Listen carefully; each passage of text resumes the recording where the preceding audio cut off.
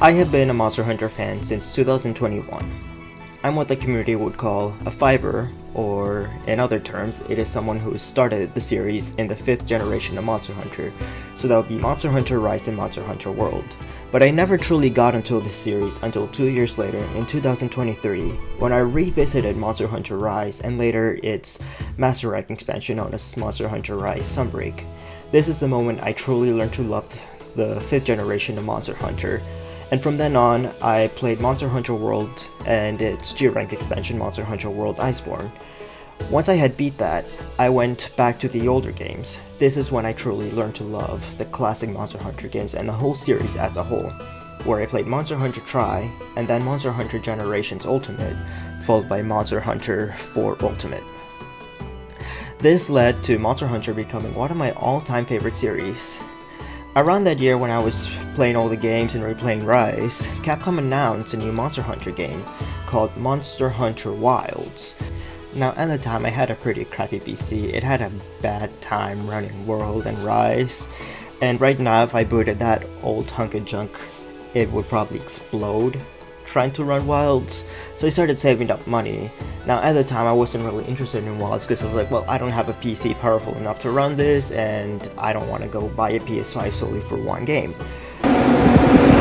What the? But, finally time came, I got that new computer, I pre-ordered the game on Steam, and, game dropped in February of 2025, I played it all week, beaten it in like 2-3 days. But a few months have passed, and now I want to drop my thoughts on the game. As it stands now, the game is fun, yes. It's still the combat that we know and love from previous Monster Hunters, but Wilds does have some glaring issues that are quite hard to ignore. First is the most obvious, the poor PC performance that everyone talks to me. It's happened to me with a fairly powerful computer. It's also happened to someone with a really powerful PC that's like NASA level. I think that the reliance of DLSS or frame generation is a horrible idea for having your game run properly. But yes, I am still having fun with the game, and I rarely notice frame drops, but when they do happen, they're not noticeable. I mean, they are pretty noticeable. It's not from like 70 to 67 or 70 to 60, it's something like 70, 90 frames per second, and then it drops all the way down to like 30. But this doesn't happen much. It usually when I go to a different area in the game, when it has to load in everything else in a new map, or there's like a lot of small monsters in the area. Now I'm not gonna berate Capcom for this because I know that this is their first time doing a simultaneous release on PC and console, and there was times World and Rise first dropped on PC. This also happened. So I believe that Capcom can fix this in due time. It is still unacceptable that it runs this way, but I will cut Capcom some slack, especially because they already fixed up the performance on Monster Hunter Wilds from the open beta to the full release. Because if anyone was actually playing the game during open beta, I'm sure we all remember as to how badly that thing ran, especially on like 30 series and the 20 series GPUs. Like you had like Polygon monsters, but that's not a thing anymore. I think that's patched out, or it's just gonna happen until you have like all the settings at very low. Now I will mention that as time does go on, the performance does tend to decrease, like from the launch version to Title Update 1 to Title Update 2, the performance has been decreasing steadily. I have no idea what is causing this though. But I assure you that it has nothing to do with having to render all the polygons on that tasty ass food, okay? Another issue is what you can do after you beat the main story. There's not really much to do right now. Besides some event quests, you can fashion hunt, or you can optimize builds. Now, don't get me wrong, I love the gameplay loop of Monster Hunter. Sometimes I'd like to come back, hunt a few monsters, and maybe craft a new piece of armor.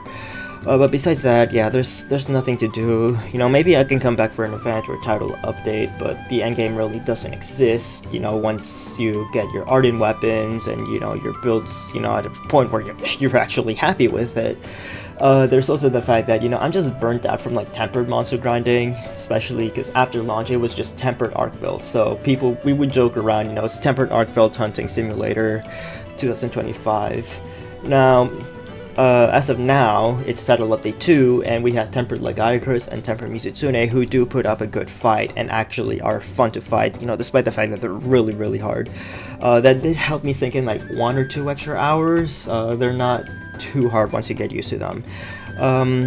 But thankfully Capcom also did say this morning, as of me recording this, that they're gonna move difficulty and talismans, which were planned for Title Update 3, to sometime in the near future, to the next patch, I believe. So I think that this will believe me to sink an ungodly amount of time into Wilds, just as I did with World. I think that was like around 300-400 hours. That wasn't much, but there wasn't much for me to catch up on anyway once I beat all that. Now, my final issue with Wilds is it's more like a nostalgia-rooted issue, as someone who's been playing these games for quite a while. It's, that like final minute or 30 seconds back in the old games when you just couldn't skip straight to the results screen. You and your hunting partners, you would just like dance around, attack each other. That was fun, that was good fun. I miss it, but I can cope about it, being gone, but, I can go back to the older games if I want. There's nothing that's stopping me from saying, oh, we did it part emote at the end of hunts, and just saying something stupid, before, saying goodbye. Now, the launch roster for Monster Hunter Wilds was actually quite solid. A huge chunk of the monsters were pretty memorable, like the Apex monsters especially, their respective regions. Like Jinda Hod was super fun to fight with like dual blades, it kind of felt like Attack on Titan. I mean, everyone's already made the joke a billion times. You can't have dual blades without making an Attack on Titan joke.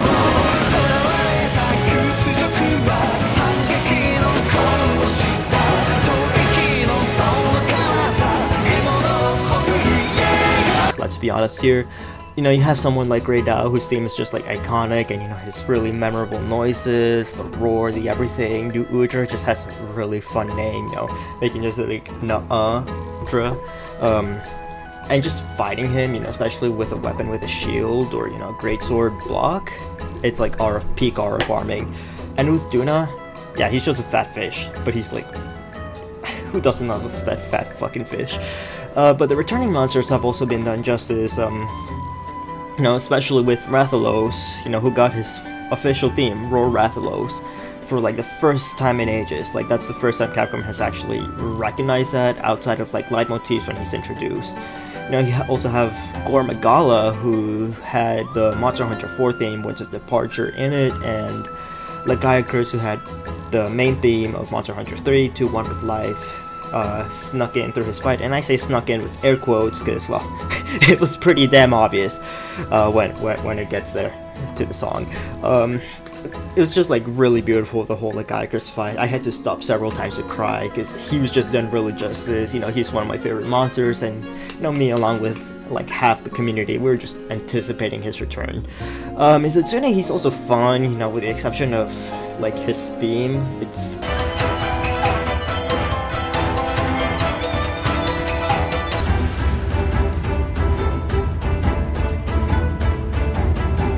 I would consider pretty bad, with the exception of the chase theme. I gathered some materials too. Check the field pouch. The chase theme for Mizutsune is pretty good, but I feel like, the main theme of Mizutsune in Wilds being kind of cheeks can be alleviated thanks to the fact that I play on PC and I have mods. But it's also when you break his head and he gets the Soul Seer, he goes Soul Seer Mizutsune, which is a really nice thing to see. It really mixes up the fight. Another thing that I really want to give the game praise on is the crown hunting and achievement hunting being more streamlined and now more fun. Thanks to the binocular item, now you can see the sizes of the monsters on field, and if you don't see anything that you need or you want to crown hunt, you can just reset the map, and you'll get it pretty quickly. The achievements are also pretty fun besides the fishing one, the one where you have to catch like 20 big fish. I haven't done that one personally. I've only caught like 2, 3 because it's just kind of annoying. On launch I grinded like a huge chunk of these in a few weeks just because it was really fun to farm achievements. It's also really nice to see, achievements being fun, like other entries like in Iceborne, you know, where you have some stupid achievement where it's like tickle the latry on walls on a random Tuesday in Nevada at 3:46 a.m. The combat, it's also really fun. It's been improved on just like every other Monster Hunter. It's just been improving on the last. Focus mode is something I really like. It's a fun new gimmick, you know, injuring monsters and, you know, popping those. Especially the way that some weapons can play off that to give themselves buffs. However, I do want to complain a bit here. It's the fact that focus mode, I feel like, has kind of made the combat a bit easier. But then again, this is just the start of Monster Hunter World's life cycle. At some point, we're gonna complain, and they're gonna bring back. It's gonna be another Elytra and Eschaton Judgment. This is something that happens a lot. It's a loop. You know, time is the flat circle, as they say. But, you know, another thing is the offset attacks and the power clashes that some weapons get. It is a really cool thing to trigger, especially doing a power clash with monsters. It's heavily advertised. You know, hopefully, you know, during Monster Hunter Portable 6 or the DLC, we do get to see a return of hunting styles from Generations. It really did add a lot of customization to the game, and I would really love to see it come back. If you have made it this far, I'd like to personally thank you for going all the way through with the video. I don't make these videos for profit, I just do it because, you know, I like to get my opinions across, you know, talk about my opinions with other people, you know, on the internet. Yeah, so these are just purely passion projects. But if you guys want to see me, you know, like yap about, you know, more of the things I like, just, you know, kind of like feel free to subscribe or like. You don't have to feel obligated to. You know, I'm not like those channels like, oh, do it like this. You know, it's not for profit. I don't really care about the money. I just do these for fun. So yeah, I'll see you guys in the next one.